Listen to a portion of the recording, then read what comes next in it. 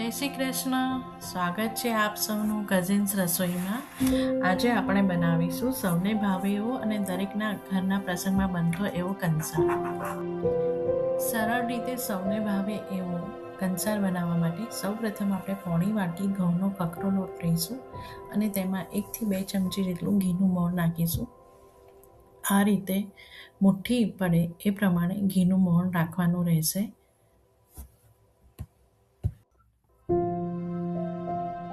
ત્યારબાદ 5 થી 10 મિનિટ આપણે આ લોટને સાઈડ ઉપર રવા દઈશું. તે દરમિયાન એક તપેલીમાં 1.25 વાટકી જેટલું પાણી લઈશું. જ્યારે આપણે પોણી વાટકી લોટ લીધો હોય તો 1.25 વાટકી જેટલું પાણી લઈને ગેસ ઉપર તપેલીમાં ગરમ કરવા મૂકીશું. એમાં 2 ચમચી ગોળ અને 1 કે 2 ચમચી નાની ઘી નાખીશું. ગોળ તમે તમારા સ્વાદ મુજબ ઉમેરી શકો છો. ગેસની આંચ મધ્યમ રાખીશું અને એને વચ્ચે હલાવતા રહીશું જેથી કરીને નીચે ગોળ ચોંટી ન જાય.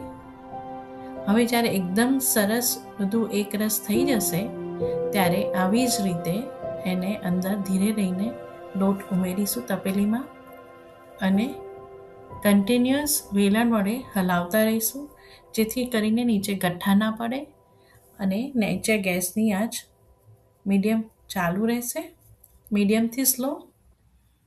ધીરે ધીરે જોઈ શકો છો કે બધું પાણી અંદર એબ્સોર્બ થઈ જશે અને આવી રીતે સરસ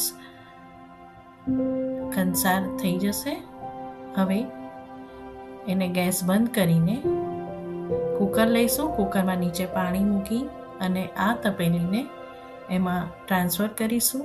ઢાંકણું ઢાંકી દઈશું. કુકરનું ઢાંકણું બંધ કરીને બસ 2 વિસલ વગાડીએ એટલે સૌને ભાવે એવો કંસાર તૈયાર. તમારે ત્યાં સારું હોય પ્રસંગ ત્યારે શું બને છે એ જણાવજો.